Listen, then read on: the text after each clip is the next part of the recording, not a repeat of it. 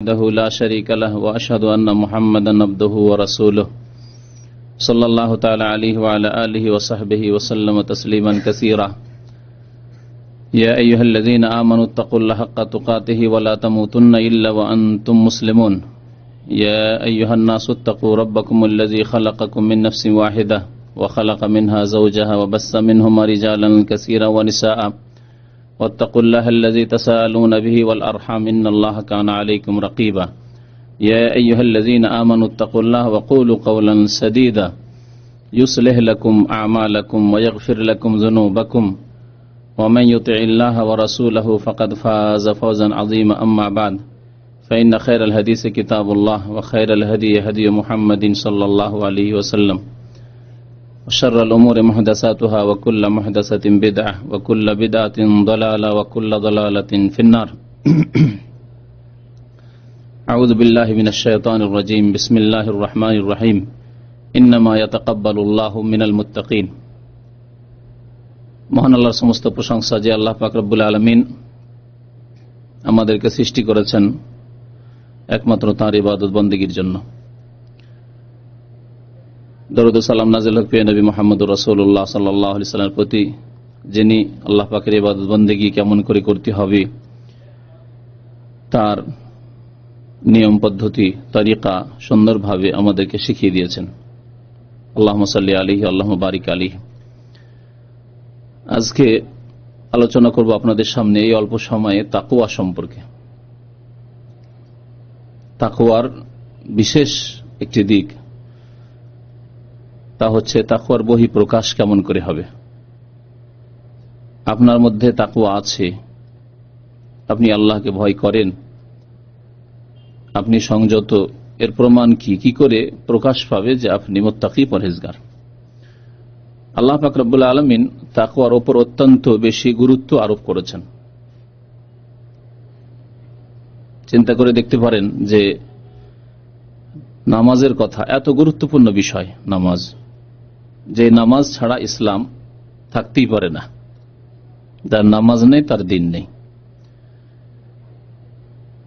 এটি এমন একটি বিষয় যাতে কোনো দ্বিমত নেই। যার নামাজ নেই পাঁচ ওয়াক্ত, তার দিন নেই। তারপরেও নামাজের কথা, সালাতের কথা আল্লাহ পাক রব্বুল আলামিন কাছাকাছি 100 বার কোরআনে কারীমে উল্লেখ করেছেন, 100 বারের বেশি নয়। পক্ষান্তরে তাকওয়ার কথা আল্লাহ পাক কোরআনে কারীমে 200 বারের বেশি উল্লেখ করেছেন। 200 বারের বেশি কোরআনে কারীমে তাকওয়ার কথা উল্লেখ করা হয়েছে, বিভিন্ন ভঙ্গিমায়, বিভিন্ন ভাষায়। কখনো ইত্তাকুল্লাহ বলে, কখনো ফাত্তাকুল্লাহ বলে, কখনো মুত্তাকিনদের প্রশংসা করে, কখনো অন্য কোনো ভাষায়, বিভিন্নভাবে আল্লাহ পাক রব্বুল আলামিন এই তাকওয়ার কথা মানুষকে স্মরণ করিয়ে দিয়েছেন। তাহলে এই তাকওয়া মানে কি জানতে হবে, তাকওয়া মানে কি জানতে হবে। তারপরে তাকওয়ার মানে যখন জানবেন, এই তাকওয়া মানে জানলেন যে বেঁচে থাকা, শাব্দিক অর্থ বেঁচে থাকা। কি বিষয় থেকে বাঁচতে হবে তাও জানতে হবে। ইলমের প্রয়োজন রয়েছে, বিনা ইলমে বেঁচে থাকা যায় না। আপনি জানেন না যে কি থেকে বাঁচতে হবে, তাহলে বাঁচবেন কি করে। তাকওয়া এত গুরুত্বপূর্ণ বিষয় যে নবী করিম সাল্লাল্লাহু আলাইহি ওয়াসাল্লামের যে কোনো আলোচনায়, যে কোনো খুতবায়, যে কোনো বক্তব্যে, যে কোনো বয়ানে নবী করিম সাল্লাল্লাহু আলাইহি ওয়াসাল্লাম তাকওয়ার কথা বারবার করে স্মরণ করাতেন। নবী করিম সাল্লাল্লাহু আলাইহি ওয়াসাল্লাম শুধু বক্তব্যের খুতবায় নয়, বিবাহ শাদীর খুতবাতেও 3টি আয়াত পাঠ করতেন। অন্যান্য খুতবাতে, যে কোনো খুতবায়, বক্তব্যে এই 3টি আয়াত সহ সুন্নতি খুতবা পাঠ করতেন, যে খুতবা শুরুতে আমি পাঠ করেছি, ইন্নাল হামদালিল্লাহি নাহমাদুহু ওয়া নাস্তাঈনুহু থেকে শুরু করে 3টি আয়াত রাসূলুল্লাহ সাল্লাল্লাহু আলাইহি ওয়াসাল্লাম পাঠ করতেন। এই 3টি আয়াতে 5 বার করে তাকওয়ার কথা রয়েছে। আল্লাহ পাক রব্বুল আলামিন তার প্রথম আয়াতটিতে ইরশাদ করেছেন, সূরা আলে ইমরান আয়াত নম্বর 102। আল্লাহ পাক ইরশাদ করেছেন, ইয়া আইয়ুহাল্লাযীনা আমানু তাকুল্লাহা হাক্কা তুকাতিহ। হে মুমিনগণ, মুমিনদেরকে আল্লাহ ডেকে বলছেন। তাহলে তাকওয়ার জন্য মুমিনদেরকে আহ্বান করা হয়েছে। মুসলিম হওয়া, মুমিন হওয়াই যথেষ্ট নয়। মুমিন মুসলিম হয়ে তাকওয়া অর্জন করতে হবে, তাকওয়া অবলম্বন করতে হবে, তাকওয়া হাসিল করতে হবে। আল্লাহ পাক ইরশাদ করেছেন, ইয়া আইয়ুহাল্লাযীনা আমানুত্তাকুল্লাহা হাক্কা তুকাতিহ, হে ঈমানদারগণ, হে মুমিনরা, ইত্তাকুল্লাহ, আল্লাহকে ভয় করো। একবার আল্লাহ বলে ইত্তাকুল্লাহ, যথেষ্ট। ইত্তাকুল্লাহ, আল্লাহকে ভয় করো। আল্লাহ পাক বলছেন হাক্কা তুকাতিহ, ভয় করার মতো ভয় করো, যেমন ভয় করার হক রয়েছে।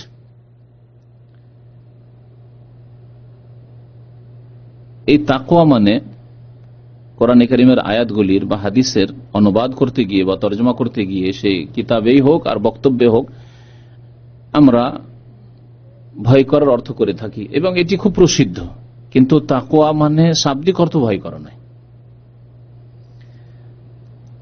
তাকওয়ার শাব্দিক অর্থ তাহলে কি? আয়াতের তাফসীর করার আগে শাব্দিক অর্থ বলি। তাকওয়া শব্দটি ওয়াও কাফ ইয়া ধাতু থেকে উৎপাদিত।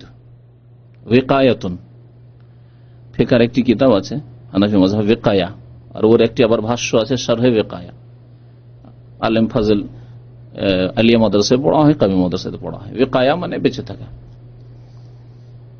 এই ওয়াকায়া থেকে দোয়া করেন যখন, খুব প্রসিদ্ধ কোরআন কারীমের দোয়া, রব্বানা আতিনা ফিদ দুনিয়া হাসানা ওয়া ফিল আখিরাতি হাসানা ওয়া কিনা আযাবান নার।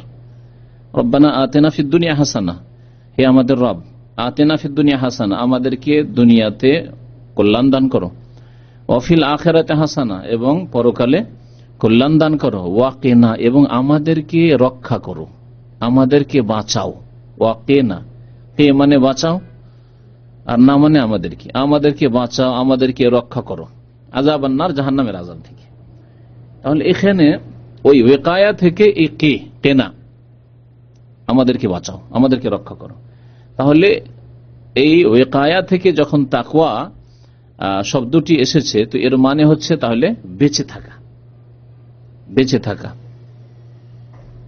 আল্লাহ পাক রব্বুল আলামিনের অসন্তুষ্টির কাজ, কথা, বিশ্বাস, এমন বিশ্বাস যে আল্লাহ পাককে অসন্তুষ্ট করে, ভ্রান্ত বিশ্বাস, ভ্রান্ত ঈমান, ভ্রান্ত ধারণা, এমন কাজ যা আল্লাহকে অসন্তুষ্ট করে, এমন কথা যা আল্লাহ পাককে অসন্তুষ্ট করে, সেসব থেকে বেঁচে থাকা, এ হচ্ছে তাকওয়া।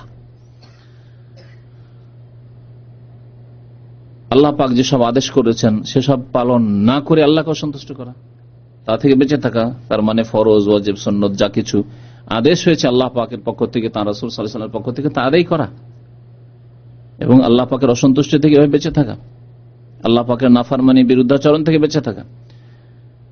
আর হারাম কাজ, নাজায়েজ কাজ, অবৈধ কাজ থেকে বেঁচে থাকার মাধ্যমে, কারণ হারাম কাজ করলে আল্লাহ পাকের অসন্তুষ্টি, আল্লাহ পাকের গজব, ক্রোধ, সুতরাং তা থেকে বেঁচে থাকা।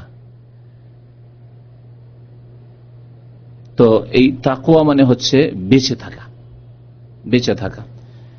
যে ব্যক্তি বেঁচে থাকবে সে আল্লাহকে ভয় করে। তাই ভাব অর্থ বলা যেতে পারে যে ইত্তাকুল্লাহ, বারবার কোরআনে কারীমে যে ইত্তাকুল্লাহ এসেছে, ইয়া আইয়ুহাল্লাযীনা আমানুত্তাকুল্লাহা হাক্কা তুকাতিহ, আল্লাহকে ভয় করো। এখানে আল্লাহকে ভয় করো এই অর্থ, ভাব অর্থ, অথবা যদি বেঁচে থাকার অর্থ করেন এভাবে করা যেতে পারে, ইত্তাকু আযাবাল্লাহ, ইত্তাকু গাযাবাল্লাহ, আল্লাহর অসন্তুষ্টি থেকে বেঁচে থাকো। শাব্দিক অর্থ করা যেতে পারে, কিন্তু এখানে একটি শব্দ আরো অতিরিক্ত মানতে হবে। আল্লাহ পাকের অসন্তুষ্টি থেকে বেঁচে থাকো, আল্লাহ পাকের আযাব গজব থেকে, আল্লাহ পাকের ক্রোধ থেকে বাঁচো। এমন কথা বলিও না, এমন বিশ্বাস করিও না, এমন আমল করিও না যাতে আল্লাহ পাকের গজব হয়, আল্লাহ পাকের লানত, অভিশাপ হয়, আল্লাহ পাক অসন্তুষ্ট হন, তা থেকে বেঁচে থাকো। ইত্তাকুল্লাহ হাক্কা তুকাতিহি, বেঁচে থাকার মতো বেঁচে থাকো। ইত্তাকুল্লাহ হাক্কা তুকাতিহি, বেঁচে থাকার মতো বেঁচে থাকো, ভয় করার মতো ভয় করো। এর অর্থ কি? ইমাম নববী রাহমাতুল্লাহি আলাইহি রিয়াজুস সালিহিন বাংলায় তরজমা আছে, উর্দুতে আছে, ইংলিশে আছে, বিভিন্ন ভাষায় তরজমা আছে। খুব প্রসিদ্ধ কিতাব, হাদিস এবং বেশ কিছু আয়াত, প্রত্যেকটি অধ্যায়ে কিছু আয়াত, তারপরে হাদিস রিয়াজুস সালিহিনে। যারা প্রাথমিক পর্যায়ের লোক তারা এই কিতাবটি পড়তে পারে, ভালো। তো এই রিয়াজুস সালিহিনে তিনি এই আয়াতটি প্রথমে নিয়ে এসেছেন তাকওয়ার অধ্যায়ে, তারপরে তিনি বলছেন যে হাক্কা তুকাতিহি, এই যে যেমন ভয় করার হক, অধিকার, যেমন বাঁচার হক, অধিকার, এর অর্থ কি? এর সমর্থনে আরেকটি আয়াত নিয়ে এসেছেন সূরা তাগাবনে। আল্লাহ পাক ইরশাদ করেছেন, ফাত্তাকুল্লাহ মাস্তাতাতুম, তোমাদের যতটা ক্ষমতা আছে ততটা ভয় করো, যতটা ক্ষমতা আছে ততটা ভয় করো। তাহলে আমাদের শরীরে, আমাদের মন মস্তিষ্কে, আমাদের বিদ্যা বুদ্ধিতে যতটা ক্ষমতা আছে ততটা আল্লাহকে ভয় করতে হবে। এটি হচ্ছে হাক্কা তুকাতে, ভয় করার মতো ভয়। ভয় করার মতো ভয় মানে এই নয় যে এক একজনের এক এক রকম, যে যতটা পারল। একজন বলছে আমি 4 ওয়াক্ত নামাজ পড়ি ভাই, ফজর পড়তে পারি না, আমি এতটাই পারি। এটা তার কথা সত্য না সে মিথ্যা বলছে? মিথ্যুক, সে মিথ্যুক একেবারে, যতই বলুক সে মিথ্যুক। কারণ ওই ফজরের সময় যদি বলা হয় যে এখন তোমাকে 1000 রিয়াল দেওয়া হবে, বেশি করে বললাম, যদি বলা হয় 100 রিয়াল দেওয়া হবে, তবু হাজির। 5 রিয়ালের জন্য গাড়ি ধুইতে ছোটাছুটি ফজরের আগে থেকে। যদি বলে এক্ষুনি তোমার ফ্লাইট আছে ভোর রাতে, ভোর 3টার সময়, 2:30টার সময়, 2টার সময়, যে কোনো সময় বলেন না কেন, 24 ঘন্টা হাজির। এয়ারপোর্টে গিয়ে লাইন দিয়ে 5 ঘন্টা দাঁড়িয়ে থাকতে হবে, তারপরে হাজির, দেশে যেতে হবে, 1 পয়সা পাবে না। চিন্তা করতে পেরেছেন? তাহলে যেই ব্যক্তি বলবে যে আমি 4 ওয়াক্ত পারি আর পারি না, তো এটা হচ্ছে ফাত্তাকুল্লাহ মাস্তাতাতুম, যথাসাধ্য আল্লাহকে ভয় করবেন, এটি আমার সাধ্য, সে মৃত্যু। কারণ আল্লাহ পাক রব্বুল আলামিন যিনি সৃষ্টি করেছেন তিনি আমাদের সম্পর্কে সম্যক জ্ঞাত, আমাদের চাইতে বেশি জানেন। আমরা আমাদের সম্পর্কে অল্পই জানি, কিন্তু আল্লাহ পাক রব্বুল আলামিন সবকিছুই জানেন। তিনি আল্লাহ আমাদের মধ্যে যতটা ক্ষমতা আছে তা ততটা পুরোপুরি দায়িত্ব আমাদের দেননি, অতটা আমাদের দায়িত্ব বোঝা দেননি, তার চাইতে অনেক কম দিয়েছেন। এই জন্য আল্লাহ পাক রব্বুল আলামিন বলেছেন, লা ইউকাল্লিফুল্লাহু নাফসান ইল্লা উসাহা, কোন ব্যক্তিকে আল্লাহ এমন দায়িত্ব দেন না যা তার সাধ্যের বাইরে। তাহলে 5 ওয়াক্ত নামাজ আল্লাহ পাক মানব জাতির উপর ফরজ করেছেন, এটি তাদের সাধ্যে আছে, সেই জন্য আল্লাহ ফরজ করেছেন। এইরকমই রমজান মাসের রোজা, যার দ্বারে আমরা পৌঁছে গেছি। কেউ যদি কথা বলে যে না মেহনতের কাজ করি, আমার পক্ষে 12 ঘন্টা 14 ঘন্টা রোজা রাখা সম্ভব নয়, বড় দিন, গরমের দিন রোজা রাখা সম্ভব নয়, অবশ্যই সম্ভব যদি সে সুস্থ থাকে। কোনখানে সম্ভব নয় সেখানে আল্লাহ পাক ছাড় দিয়েছেন, যেখানে সম্ভব নয় সেখানে আল্লাহ ছুটি দিয়েছেন। ফামান কানা মিনকুম মারিদান আও আলা সাফারিন ফাইদ্দাতুম মিন আইয়ামিন উখর, তোমাদের কি অসুস্থ হয় তাহলে তার সাধ্যের বাইরে রোজা রাখা। যদি সফরে থাকে তাহলে সফরে কষ্ট, অনেক সময় সাধ্যের বাইরে, অনেক সময় কষ্টকর, আল্লাহ ছাড় দিয়েছেন। কিন্তু বাড়িতে আছো, আমার ডিউটি, আপনি আপনার কাজ কমিয়ে দেন, আপনি পারছেন না কাজ কমিয়ে দেন। কিন্তু এই নয় যে না আপনার কাজ ঠিক রাখতে হবে, আমার কফিলের ডিউটি, মালিকের ডিউটি ঠিক রাখতে হবে, আমার আয় উপার্জন দিনে যে আছে এত টাকা, একজন লোক গাড়ি চালায়, এটা ঠিক রাখতে হবে, আমার রোজা ঠিক থাকার না থাকে না, এটা চলবে না। আগে আপনার দিন ঠিক করতে হবে, আপনার ইমান ঠিক করতে হবে, আপনার ইবাদত বন্দেগী ঠিক করতে হবে, তারপরে আপনার রুজি রোজগার। আল্লাহ পাক বলেছেন ফাইদা কুদিয়াতিস সালাত ফান্তাশিরু ফিল আরজ, যখন নামাজ হয়ে যাবে তারপরে পৃথিবীতে ছড়িয়ে পড়ো। ওয়াবতাগু মিন ফাদলিল্লাহ, তারপরে আল্লাহর যে অনুগ্রহ রুজি আছে পৃথিবীতে, তোমার রিজিক আছে তা সন্ধান করো। পরে আল্লাহ সন্ধান করতে বলেছেন, আগে ইবাদত বন্দেগী নামাজ আল্লাহ পাক রব্বুল আলামিন পুরা করতে বলেছেন। তো বলছিলাম যে আল্লাহ বলছেন ভয় করার মতো ভয় করো, মানে যতটা তোমাদের সাধ্যে আছে। যখন সাধ্যে নেই, এর বেশি আর পারছি না, তখন আল্লাহ পাক আর জিজ্ঞেস করবেন না। এটা হচ্ছে কোন পর্যায়ে? যেই পর্যায়ে মানুষ একবার নিরুপায় হয়ে যায়। গতকালকে এক ভাই এসছে, বলছে আমি নিরুপায় হয়ে সুদের উপর টাকা নিয়েছি। মিথ্যা কথা। নিরুপায় হয়ে আমি সুদের উপর টাকা নিয়েছি, এই কথাটি মিথ্যা।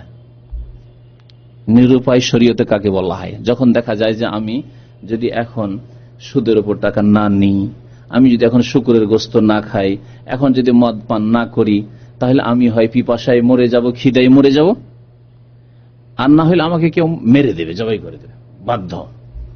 এটাকে বলা হয় শরীয়তের ভাষায় ইজতিরারি অবস্থা, বাধ্যতামূলক অবস্থা, নিরুপায়। যেই ব্যক্তি সুদের উপর টাকা নিয়েছে, হয় বিদেশ আসার জন্য, না হয় জমি কেনার জন্য, না একটা গাড়ি কেনার জন্য, না হয় বাড়ি তৈরি করার জন্য, সে ব্যক্তি নিরুপায়? কখনো নিরুপায় না। আল্লাহ ফরজ করেছেন না সুন্নাত না ওয়াজিব বিদেশে আসা। আপনার টাকা থাকে আসেন। কেউ যদি আপনি যদি দিনদার পরেজগার মানুষ হন, সত্যি আল্লাহ ভীরু হন, তাহলে আপনাকে অনেকে ধার দেবে, আপনি প্রমাণ করেন মানুষের কাছে, যেসব পাড়া প্রতিবেশী আছে, বন্ধু বান্ধব, তার কাছে যে আমি আল্লাহ ভীরু, আমি ওয়াদা খেলাফ করি না, আমি এক পয়সা কারণ হারাম খেয়ে মরবো না, অবশ্যই দেবে আপনাকে। আপনি প্রমাণ করতে পারেননি। তো বলছিলাম যে আল্লাহকে ভয় করার মতো ভয় করতে হয়, মানে যতটা আল্লাহ পাক রব্বুল আলামিন বিদ্যায়, বুদ্ধি, শরীরে, মন মস্তিষ্কে ক্ষমতা রেখেছেন, ততটা ভয় করার নাম হচ্ছে হাক্কা তুকাতি। যা ভয় করার হক রয়েছে ততটা ভয় করো। ওয়ালা তামুতুন্না ইল্লা ওয়া আনতুম মুসলিমুন, তোমরা মুসলিম হয়ে মরবে, তাহলে তোমাদের মুক্তি রয়েছে। ইসলাম ছাড়া অন্য কোনো অবস্থায় কারো মত হলে সেই ব্যক্তির কোনো রক্ষা নেই, কোনো তার মুক্তি নেই, কোনো নাজাত নেই। ওয়ালা তামুতুন্না ইল্লা ওয়া আনতুম মুসলিম। আল্লাহ পাক রব্বুল আলামিন যেন আমাদেরকে মুসলিম অবস্থায় মৃত্যুবরণের তৌফিক দান করেন, সুযোগ দান করেন। আল্লাহ আমাদের সর্বশেষ অবস্থায় যেন কালেমা লা ইলাহা ইল্লাল্লাহ পড়ার তৌফিক দান করেন। ঈমানের অবস্থা আমাদের কাছে যেন মালাকুল মউত আসে, আমিন। তো এই তাকওয়া যে আল্লাহকে ভয় করাই বলেন, আর সংযত, তার শাব্দিক অর্থ হচ্ছে সংযত জীবন যাপন, বেঁচে থাকার জীবন যাপন। আর এই ভাষাটি আমাদের ভাষায় ব্যবহার হয়। মুত্তাকি পরেজগার লোক বলা হয়। মুত্তাকি বলে, মুত্তাকি যদি না বুঝে, লোকটি খুব পরেজগার লোক, লোকটি খুব পরহেজি লোক। বিভিন্ন ভাষায়, বিভিন্ন এলাকার হয়তো আঞ্চলিক ভাষাও রয়েছে। পরহেজ ফার্সি ভাষা, উর্দুতে এসেছে, তারপরে বাংলা এসছে। এই ভাষাটি ওই তাকওয়ার অর্থ, পরহেজ কারণে বেঁচে থাকে।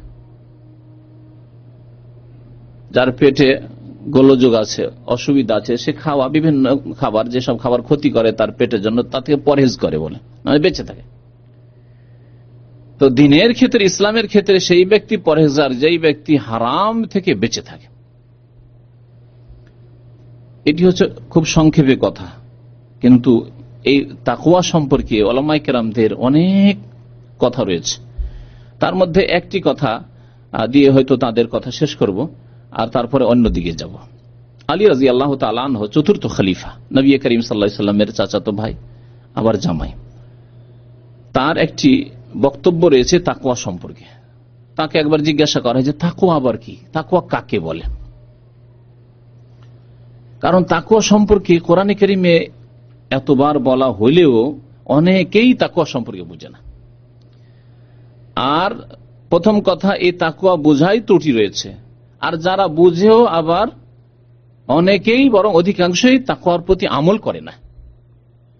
এজন্য ওমর বিন আব্দুল আজিজ রহমতুল্লাহ আলাইহি তার একটি বক্তব্য বলেছেন যে দেখো, তাকওয়া, তোমরা তাকওয়া অর্জন করবে, আল্লাহকে ভয় করবে, সংযত জীবন যাপন করবে, এর ওয়াজ করনেওয়ালা, বক্তব্য করনেওয়ালা তো দুনিয়াতে খুব বেশি, মানে তাকওয়ার উপদেশ দাতা অনেকে, ওয়াল আমিলিনা বিহি কলিল, কিন্তু এর উপর আমলকারীর সংখ্যা অত্যন্ত কম। বাবাও ছেলেকে বলছে, বাবা বিদেশে যাচ্ছ, দেখো অন্যায় কাজ করবে না, অপরাধ করবে না, কারো এক পয়সা কোনো জিনিসে হাত দিবে না, কিন্তু নিজেই বাবা হয়তো সুদ খায়, ঘুষ খায়, হারাম খায়, বেঈমানি করে, কত লোকের যে টাকা পয়সা আত্মসাৎ করে রেখেছে, নিজের বাবার অবস্থা এরকম।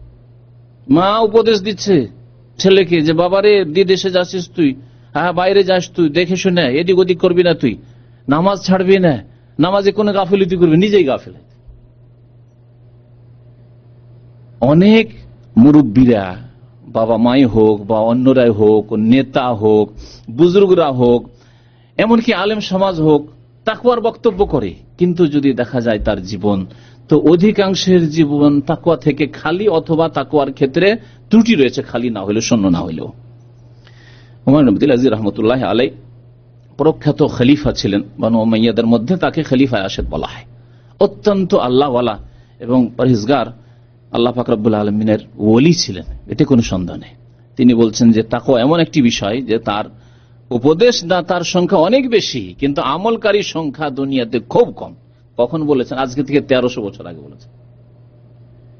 নবী করিম সাল্লাল্লাহু আলাইহি ওয়াসাল্লামের জামানার সাথে সাথে তাবেঈ, তিনি হাজার হাজার সাহাবায়ে কেরামকে দেখেছেন, তখনকার জামানায় তিনি বলেছেন যে তাকওয়ার বক্তব্য অনেকে করবে, কিন্তু আমলকারীর সংখ্যা খুবই কম। আলী রাদিয়াল্লাহু তাআলা আনহু চতুর্থ খলিফা, তিনি কি বলেছেন শুনেন, তাকওয়া কাকে বলে। এই তাকওয়া সম্পর্কে তিনি 4টি কথা বলেছেন। এই 4টি কথার উপরে যদি আমল করা যায়, তাহলে তাকওয়া আমাদের মধ্যে চলে আসবে। তিনি বলছেন, আত-তাকওয়া হিয়া আল আমালু বিল জালিল, আল খাউফু মিনাল জালিল। তিনি বলছেন যে তাকওয়া হচ্ছে আল্লাহকে ভয় করা। আল্লাহ পাক রব্বুল আলামিন 99টি নামের একটি নাম হচ্ছে আল জলিল। আল্লাহ পাকের নাম জলিল, এই জন্য অনেকে নাম রাখেন আব্দুল জলিল, ছেলের নাম রাখেন আব্দুল জলিল, আব্দুল জলিল বলে ডাকবেন।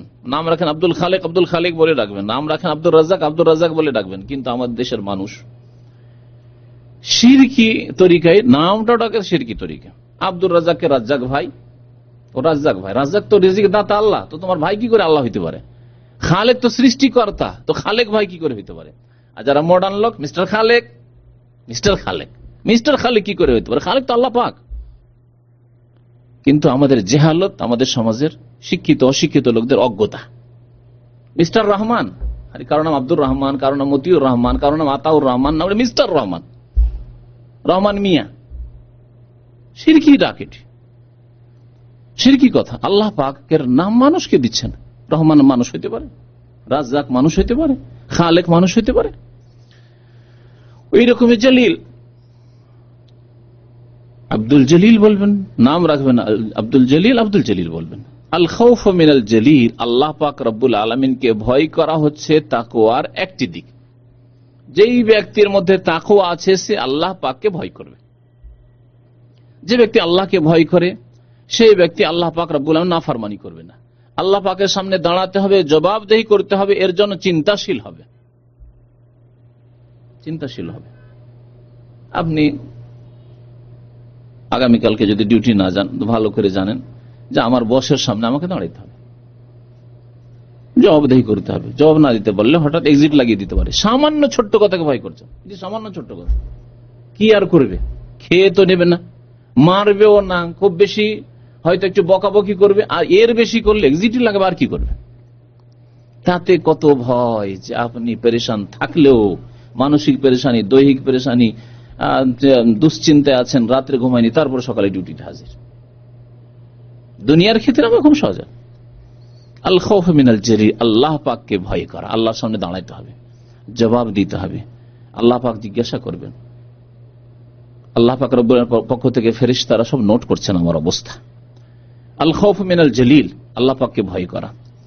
আর কি? ওয়াল আমাল বিতানজিল, তানজিল মানে কোরআনে কারীম হচ্ছে তানজিল, আল্লাহ নাযিল করেছেন। ইন্না নাহনু নাযালনা যিকরা, আল্লাহ নাযালনা বলেছেন। তো তানজিল যে আল্লাহ নাযিল করেছেন কোরআনে কারীম, এবং কোরআনে কারীমের ব্যাখ্যা শুনুন নবী সাল্লাল্লাহু আলাইহি ওয়াসাল্লাম হাদিস। তো কোরআন এবং হাদিসের প্রতি আমল করা এ হচ্ছে তাকওয়ার দ্বিতীয় দিক। আল্লাহকে ভয় করবেন, সুতরাং কোরআন এবং হাদিসের প্রতি আমল করবেন, এ হচ্ছে তাকওয়া। ওয়াল আমাল বিতানজিল। আর তৃতীয় কথা বলেছিলেন ওয়াল রিজা বিল কালিল বা ওয়াল কানাআতু বিল কালিল, অল্প বস্তুতে পরিতুষ্ট হওয়া। অল্প আল্লাহ পাক দিয়েছেন আপনাকে, আল্লাহ পাক বেশি বেতন দেননি, বেশি টাকা পয়সা দেননি, বেশি ওইরকম বড় বাড়িঘর দেননি, বেশি বড় নেতৃত্ব দেননি, বেশি কিছু বিদ্যা বুদ্ধি দেননি, অল্প দিয়েছেন। এক কথায় যা কিছু আছে আপনার কাছে, ইলম থেকে শুরু করে ধন দৌলত থেকে শুরু করে, আজকাল মানুষ ধন দৌলতের পিছনে বেশি ছুটেছে, ধন সম্পদের ক্ষেত্রে নেন। ওয়াল কানাআতু বিল কালিল, অল্পতেই সন্তুষ্ট থাকা, যা আল্লাহ দিয়েছেন তাতে সন্তুষ্ট থাকা। কিন্তু আজকাল অধিকাংশ মানুষ অল্পতে সন্তুষ্ট নয়। বেতন তার 500-700, সেই জন্য হারাম খাবে, সেই জন্য ব্লু ফিল্মের সিডি বিক্রি করবে, সেই জন্য সে কারো চুরি করতে পারলে ছেড়ে দেবে না। আর এইরকম বহু ঘটনার খবর আমাদের কাছে আসে। এক বাকালায় গিয়েছি, আমার জিন্দগিতে এরকম ঘটনা মানে জিজ্ঞাসার মাধ্যমে জানতে পেরেছি। জিজ্ঞাসা করছি একজন বাকালার, মানে যে ক্যাশে বসে, তাকে যে আপনার বেতন কত? অনেকদিন আগের কথা বলছি। পরিচিত হলো হয়তো বলতো না, অপরিচিত লোক, ভাবছে বললে অসুবিধা নেই। পেট্রোল পাম্পের অপরিচিত জায়গায় জিজ্ঞাসা করছি বেতন কত? বলছে বেতন তোমার 700, কিন্তু আমি আমার বেতন কমপক্ষে 1500 ফেলেই দিই। কাছ থেকে চুরি করে ডেলি 5 টাকা 10 টাকা করে চুরি করতে থাকলেই তো হইলো, ধরতেও পারবে না। তাকওয়া থাকলে তা হইতো না। তাকওয়া থাকলে কি হইতো? ওয়াল কানাআতু বিল কালিল, আল্লাহ অল্পই দিয়েছেন, আমার ভাগ্যে আল্লাহ পাক 500-700 বেতন দিয়েছেন, তাতে আমি রাজি, তাতে আমি সন্তুষ্ট। আজকে আমার আয় উপার্জন হলে, যারা দৈনিক ইনকাম করেন, যারা গাড়ি চালানো হয়তো, আজকে আমার হলে আলহামদুলিল্লাহ এতে সন্তুষ্ট আমি, বেশি হলেও সন্তুষ্ট, কম হলেও সন্তুষ্ট, না হলে সন্তুষ্ট। ওয়াল কানাআতু বিল কালিল। আর 4 নম্বরে বলেছে ওয়াল ইস্তিদাদু লিয়াউমির রাহিল, যেই দিন প্রস্থান করতে হবে, প্রস্থান করা, ডিপারচার করা, বুঝেন তো না? ছেড়ে যাচ্ছেন, বাস স্ট্যান্ড ছেড়ে যাচ্ছেন, স্টেশন, রেল স্টেশন ছেড়ে যাচ্ছেন, এয়ারপোর্ট ছেড়ে যাচ্ছেন, এখন উড়ছেন। আপনি দুনিয়া থেকে কখন উড়বেন? মওতের দিন। মওতের দিন এখন এখানে দুনিয়া ছেড়ে যাচ্ছেন, স্ত্রীকে ছাড়ছেন, ছেলে মেয়েদের ছেড়ে যাচ্ছেন, দুনিয়ার সমস্ত ভোগ বিলাসের বস্তু ছেড়ে যাচ্ছেন, প্রত্যেকে যেতে হবে। এই প্রস্থান সবারই হবে, রুখসাত হইতে হবে, বিদায় নিতে হবে। দেখতে থেকে যাবেন সবকিছু, তাকাতে থেকে যাবেন, বিদায় নিতে হবে। অল ইস্তেদাদের জন্য প্রস্তুতি নেওয়া, প্রিপারেশন, প্রস্তুতি নিতে হবে। এর জন্য প্রস্তুতি কোথায়? আল্লাহ পাক রব্বুল আলামিন এই প্রস্তুতির কথাই বলেছেন তাকওয়া বলে। ওয়াতাজাওয়াদু ফাইন্না খায়রাজ যাদ আত-তাকওয়া। আল্লাহ বলছেন যে তোমরা সম্বল গ্রহণ করো। তাজাওয়াদু, তোমরা সম্বল গ্রহণ করো। সম্বল যেটা মানুষের সফরে নিয়ে যায়। এখান থেকে হজে যাচ্ছেন, কিছু সম্বল নিয়ে গেলেন, অথবা এখান থেকে দেশে যাচ্ছেন, কিছু সম্বল এখান থেকে নিয়ে গেলেন, কিছু টাকা পয়সা নিয়ে গেলেন, যাতে দেশে গিয়ে কিছু করতে পারি। পাথেয়, যেটি ওয়াতাজাওয়াদু, তোমরা পাথেয় গ্রহণ করো, কিছু পাথেয় নাও। সফর করতে হবে, আখিরাতের সফর, কবরের জীবনের সফর, বারজাখের সফর, জান্নাত আর জাহান্নামের সফর। সামনের দিকে জান্নাত এবং জাহান্নাম আছে। ওয়াতাজাওয়াদু, তোমরা পাথেয় গ্রহণ করো। ফাইন্না খায়রাজ যাদ আত-তাকওয়া, কারণ সবচাইতে শ্রেষ্ঠ পাথেয় হচ্ছে তাকওয়া, আল্লাহ ভীরুতা, সংযত জীবনযাপন। আলী রাদিয়াল্লাহু তাআলা আনহু হয়তো এই আয়াত থেকে নিয়েছেন, ওয়াল ইস্তিদাদু লিয়াউমির রাহিল, যেদিন আপনি দুনিয়া থেকে প্রস্থান করছেন, বিদায় নিচ্ছেন, সেই দিনের জন্য প্রস্তুতি নেওয়া। তাকওয়ার ফায়দা সম্পর্কে বহু আয়াত রয়েছে। আমি আয়াতগুলি মিলিয়ে দেখলাম যে একদিন শুধু তাকওয়ার ফায়দার উপর বক্তব্য করতে হবে, সুতরাং আজকার ওইদিকে প্রবেশ করে লাভ নাই। তাকওয়া যদি অর্জন করেন, আল্লাহকে যদি ভয় করেন, সংযত জীবন যাপন করেন, পাপ মুক্ত গুনাহ মুক্ত থাকেন না, হারাম খাবেন না, নাজায়েজ খাবেন না, ওয়াজিব ফরজ তরক করে গুনাহগার হবেন, এইরকম যদি জীবন যাপন করেন, আর আলী রাদিয়াল্লাহু তাআলা এই 4টি কথা যদি স্মরণে থাকে, তাহলে আল্লাহ পাক রব্বুল আলামিন কি দেবেন? দুনিয়া এবং আখিরাতে বহু কিছুই দেবেন। তার মধ্যে একটি কথা যেটি আমি শুরুতে একটি আয়াতের অংশে পাঠ করেছি, এবং মানব জাতির ইতিহাসে প্রথম এই ঘটনা ঘটেছিল, প্রথম এই পাপের গুনার ঘটনা ঘটেছিল আদম আলাইহিস সালামের 2 ছেলে হাবিল কাবিলের মাঝে। হাবিলকে কাবিল হত্যা করে দিল, প্রথম হত্যা করতে চাইলো, হুমকি দিল, কালা আকতুলান্নাকা, তুমি যদি আমাকে ওই মেয়েকে বিয়ে না করতে দাও, তুমি যদি বিয়ে করো তাহলে আকতুলান্নাকা, তোমাকে খুন করে দেব। কোরআন কারীম আল্লাহ পাক রব্বুল আলামিন এই ঘটনা উল্লেখ করেছেন।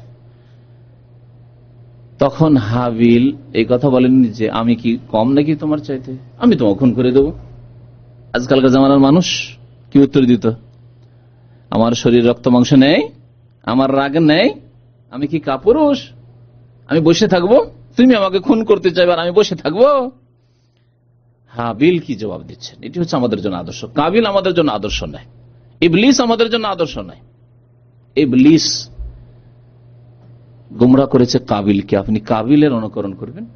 কাবিল বলেছিল আমি তোমাকে খুন করব, তখন হাবিল রহমতুল্লাহ আলাইহি তিনি জবাব দিয়েছিলেন, কালা ইন্নামা ইয়াতাকাব্বালুল্লাহু মিনাল মুত্তাকিন। কুরবানি আমিও পেশ করলাম, তুমিও কুরবানি, আল্লাহ তো বিচার মীমাংসা করেই দিলেন যে কুরবানি পেশ করো, যার কুরবানি কবুল হবে সেই ব্যক্তি ওই সুন্দরী মেয়েকে বিয়ে করতে পাবে। ওটা আমার ভাগে আছে, তোমার ভাগে নাই। ঘটনা এরকম ছিল। কুরবানি হাবিলের কবুল হলো, কাবিলের কবুল হলো না। কেন কবুল হলো না? দোষ তোমার মধ্যে আছে, দোষ তোমার মধ্যে আছে। তাই বললেন হাবিল, কালা ইন্নামা ইয়াতাকাব্বালুল্লাহু মিনাল মুত্তাকিন, আল্লাহ পাক কবুল করেন মুত্তাকিনদের পক্ষ থেকে। তুমি যদি মুত্তাকি পরেজগার হতে, সংযত হতে, তাহলে তোমারও কুরবানি আল্লাহ পাক কবুল করতেন, তোমার মনের কামনা বাসনা আশা আল্লাহ পূরণ করে দিতেন। কিন্তু আল্লাহ পাক আমার মনের আশা পূরণ করেছেন।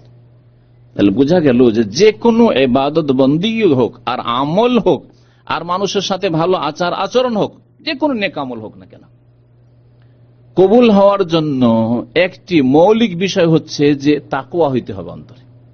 তাকওয়া যদি না থাকে, সংযত যদি অন্তর না হয়, সংযত জীবন যাপন না হয়, মুত্তাকি ছাড়া অন্যের কাছ থেকে আল্লাহ কবুল করেন না।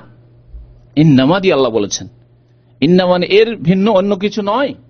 ইন্নামা ইয়াতাকাব্বালুল্লাহু মিনাল মুত্তাকিন, নিশ্চয় একমাত্র আল্লাহ পাক রব্বুল আলামিন মুত্তাকিনদের পক্ষ থেকে কবুল করেন। তাহলে চিন্তা করুন, আপনি যদি মুত্তাকি হন তাহলে আল্লাহ পাক আপনার দোয়া কবুল করবেন। আপনি যদি মুত্তাকি হন তাহলে আল্লাহ পাক আপনার 5 ওয়াক্ত নামাজ কবুল করবেন। আপনি যদি মুত্তাকি হন, এর উদাহরণ হচ্ছে আপনি নামাজ পড়ছেন আর সুদ খাচ্ছেন বা সুদ দিচ্ছেন লোভে, একটা বড় ব্যবসা করার জন্য, বড় কিছু করার জন্য, আর আরেক ভাইকে নিয়ে আসবো, আর এক আমার ছেলেকে নিয়ে আসবো, সেই জন্য সুদের ওই বন্ধকে জমি রেখে এসছেন, সুদ খাওয়াচ্ছেন অন্য লোককে, সুদে অংশীদার আপনি। অথবা সুদী প্রতিষ্ঠানে লোভ সামলাতে পারছেন না, সুদী ব্যাংকে চাকরি পাচ্ছি, চাকরিতে ঢুকে পড়লেন, অথবা ঢুকিয়ে দিলেন আপনার ছেলেকে, আপনার ভাইকে ইত্যাদি। এই সুদ খেতে আছেন, ঘুষ খেতে আছেন, লোভ সামলাতে পারেন না, বেতন 10,000 15,000 টাকা, সুদের তো অঙ্ক তো অনেক না, ঘুষের অঙ্ক তো অনেক বেশি। প্রশ্ন পরে করবেন। তো এইভাবে যখন আপনি হারাম থেকে নিজেকে বাঁচাতে পারছেন না, তার মানে আপনার মধ্যে তাকওয়া নেই। এই হারাম খেয়ে দিয়ে ইবাদত বন্দেগী দোয়া করবেন, কবুল হবে না। আল্লাহ বলছেন ইন্নামা ইয়াতাকাব্বালুল্লাহু মিনাল মুত্তাকিন, আল্লাহ পাক মুত্তাকিনের পক্ষ থেকেই কবুল করেন।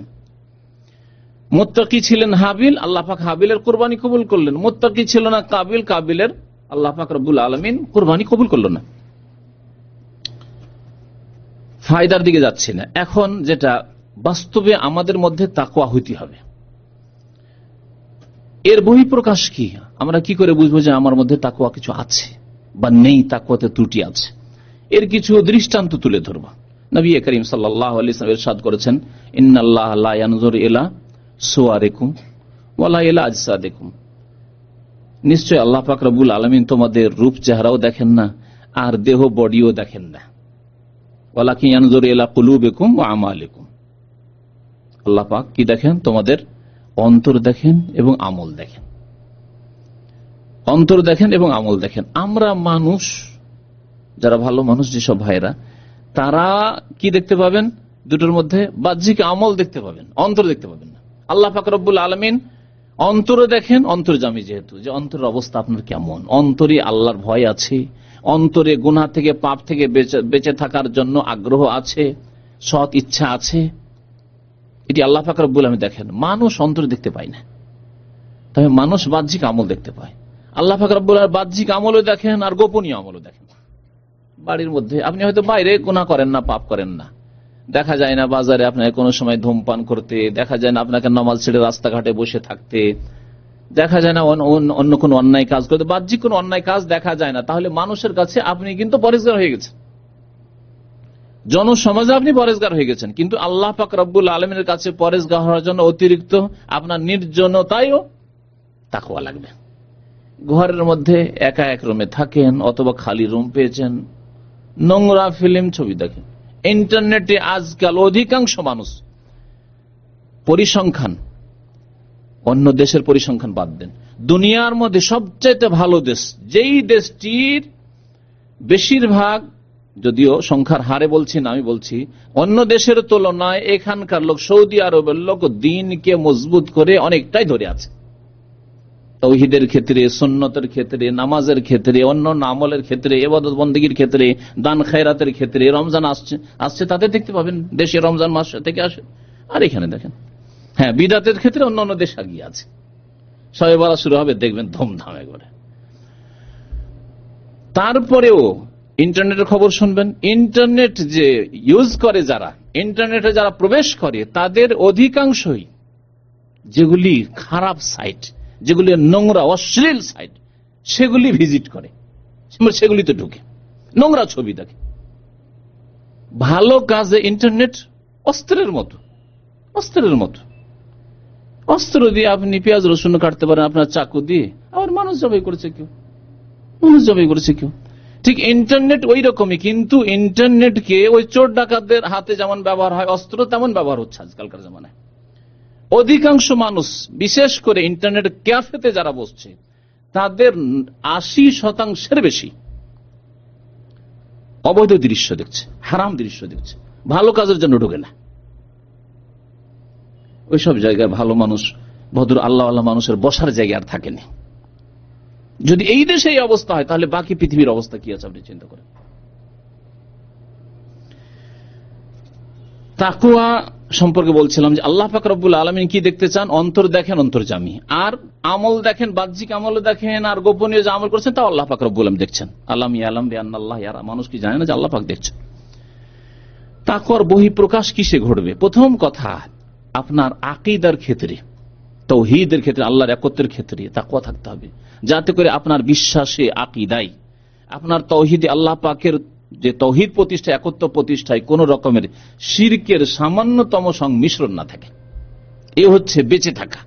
কারণ এই তাকওয়া, এই ক্ষেত্রে যদি তাকওয়া না থাকে, শিরকের সামান্যতম সংমিশ্রণ থাকে, তাহলে মুক্তি পাবেন না। কিন্তু শিরক যদি থাকে তাহলে কোনো রেহাই নেই, আল্লাহ পাক শিরকের গুনাহ মাফ করবেন না।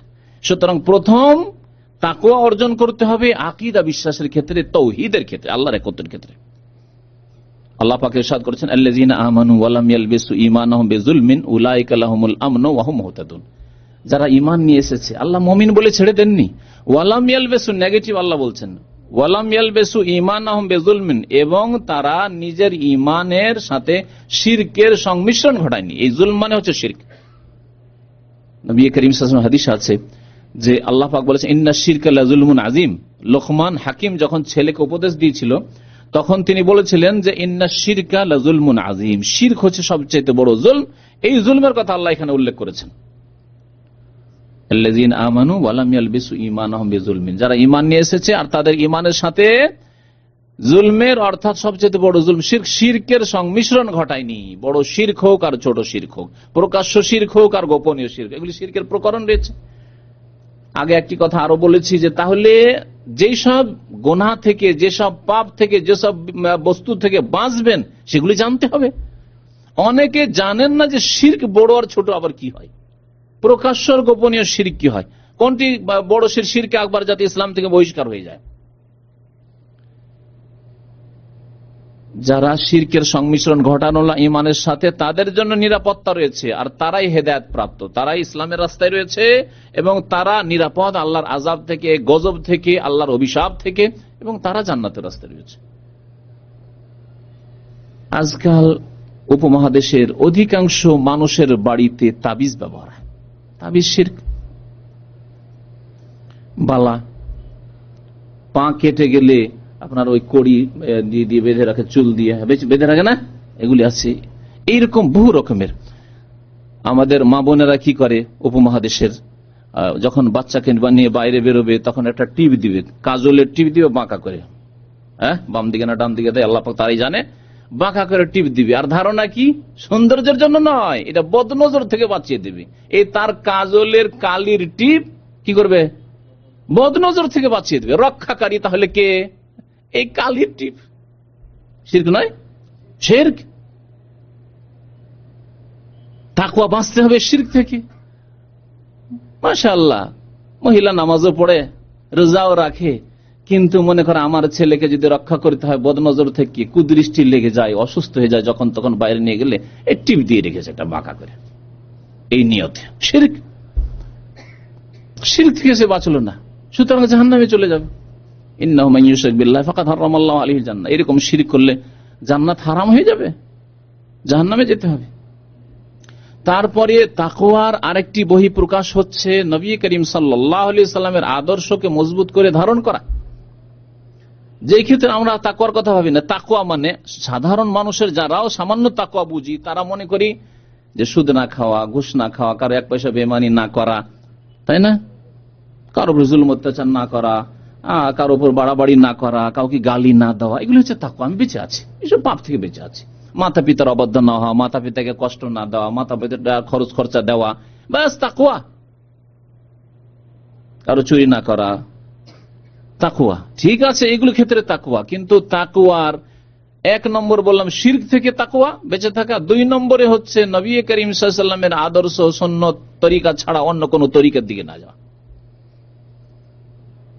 আমরা এই তরিকার লোক, ভাই আমরা এই তরিকার লোক, আমরা এই মাসলাকের লোক, আমরা এই মাযহাবের লোক, এগুলি হচ্ছে তাকওয়া পরিপন্থী বিষয়, তাকওয়ার বিপরীত বিষয়। নবী করিম সাল্লাল্লাহু আলাইহি সাল্লাম একদিন ফজর নামাজের পর ইরবাজ বিন সারিয়া রাদিয়াল্লাহু তাআলা হাদিস বর্ণনা করেছেন, হাদিসটি তিরমিজিতে রয়েছে, আবু দাউদে রয়েছে, হাদিস সহিহ। একদিন ফজর নামাজের পরে ফিরে বসলেন আর বেশ সুন্দর বক্তব্য রাখলেন নবী করিম সাল্লাল্লাহু আলাইহি সাল্লাম।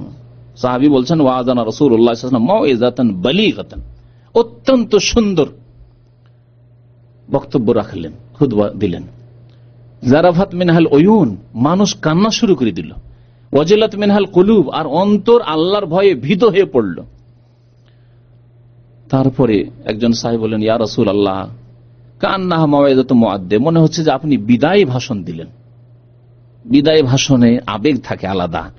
বিদায়ের সময় যে মা বাবা আপনাকে যে কথাগুলি বলেছে আপনার অন্তরে কিন্তু দাগ করে দিয়েছে। তার আগে কত কথা বলেছে ভুলে গেছেন। বিদায়ের সময় যে কথাগুলি বেরোয় অন্তর থেকে বেরোয় আর অন্তরে গিয়ে লাগে, এমন মনে হচ্ছে যে আপনি বিদায় ভাষণ দিলেন। সুতরাং ফামাযা তাআহাদু ইলাইনা, আমাদেরকে শেষ কিছু উপদেশ, আরো কিছু উপদেশ দেন, কিছু ওসিয়ত করুন। ফামাযা তাআহাদু আলাইনা, আমাদের কিছু উপদেশ দেন। কি আমাদেরকে উপদেশ দিচ্ছেন? নবী করিম সাল্লাল্লাহু আলাইহি সাল্লাম প্রথম যে উপদেশ দিয়েছিলেন, প্রথম যে ওসিয়ত করেছিলেন, এই বক্তব্যের শেষে যখন তারা তলব করলেন, কি বললেন? যে উসিকুম বিতাকওয়াল্লাহ, তোমাদেরকে উপদেশ দিচ্ছি আল্লাহকে ভয় করার, তাকওয়ার উপদেশ দিয়েছিলেন। এই তাকওয়ার উপদেশ দিলেন। তারপরে শুনবে, ওয়াসসামওয়াতা, শুনবে এবং আনুগত্য করবে। শুনবে রাসূলুল্লাহ সাল্লাল্লাহু আলাইহি ওয়াসাল্লামের কথা এবং আনুগত্য করবে রাসূলুল্লাহ সাল্লাল্লাহু আলাইহি ওয়াসাল্লামের, তাহলে আল্লাহর আনুগত্য হবে। ওমান ইউতির রাসূলা ফাকাদ আতা আল্লাহ, যে ব্যক্তি রাসূলের আনুগত্য করলো সে আল্লাহর আনুগত্য, রাসূলকে মানলো সে আল্লাহকে মানলো। তারপরে বললেন যে তারপরে কি হবে জানো? ফাইন্নাহু মান ইয়াইশ বাদি মিনকুম ফাসায়ারা ইখতিলাফান কাসীরা, আমার পরে যারা বেঁচে থাকবে তারা খুব বেশি মতানৈক্য দেখবে, দলাদলি খুব বেশি দেখবে। কে শবে বরাতকে একবারে সুন্নত না করলে গুমরাহ পথভ্রষ্ট, আর শবে বরাত যারা করে তাদের আবার তরিকার শেষ নাই। কেউ দিনে রোজা রাখে, রাতে নফল পড়ে, কেউ আবার হালুয়া রুটি খাওয়িয়ে বেড়ায়, কেউ আবার গিয়ে গ্রামে গ্রামে কবরস্থান খুঁজে কবর জিয়ারত করে বেড়ায়। কত রকমের ফিরকা দেখবে। ফাসায়ারা ইখতিলাফান কাসীরা, শুধু ইখতিলাফ দেখবে না, বহু ইখতিলাফ দেখবে। শবে মেরাজ দেখবে, দেখছেন দলের শেষ নাই, তরিকতের শেষ নাই, পীরের শেষ নাই আর তরিকর শেষ নাই। ফাসায়ারা ইখতিলাফান কাসীরা।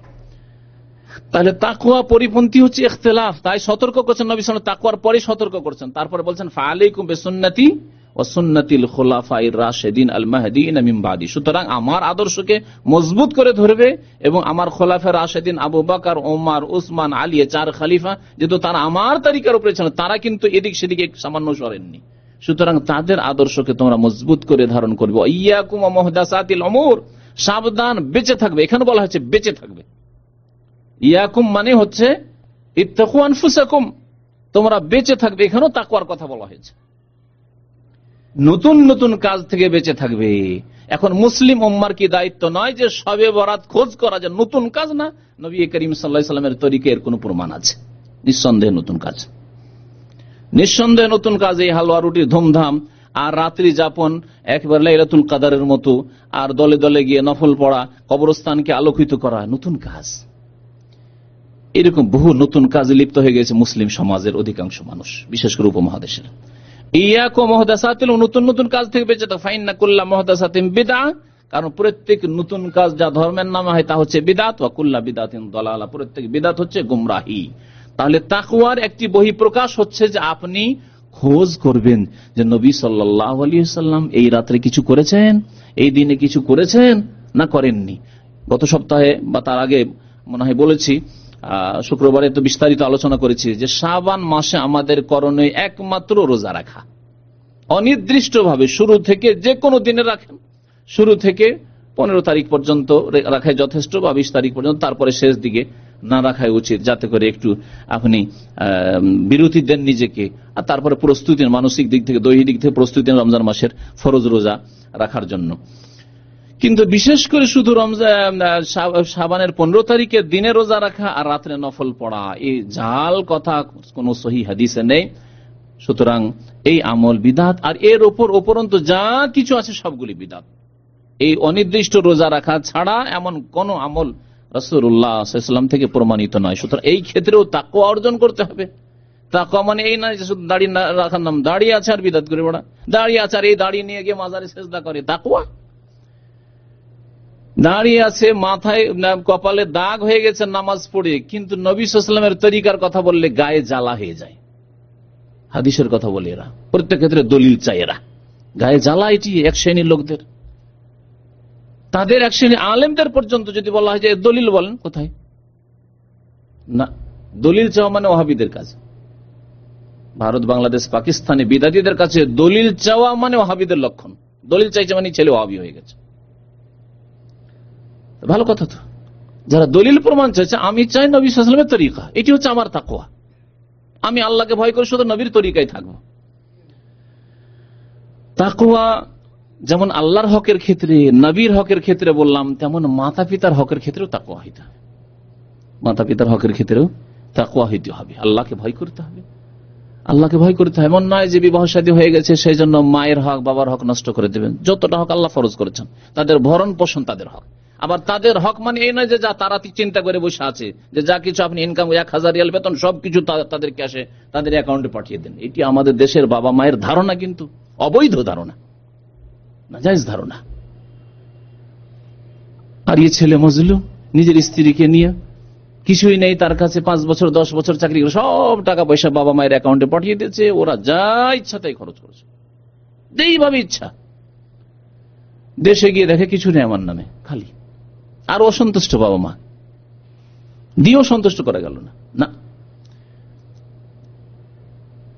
তাকওয়া মানে হচ্ছে বাবা মায়ের যে হক রয়েছে, ভরণ পোষণ, তাদের চিকিৎসা, তাদের বাসস্থান আপনার চাইতে ভালো কমপক্ষে হবে, আপনার মতো কমপক্ষে হবে। আপনি যা খাবেন তাই খাবেন, তার চাইতে ভালো খাওয়াবেন।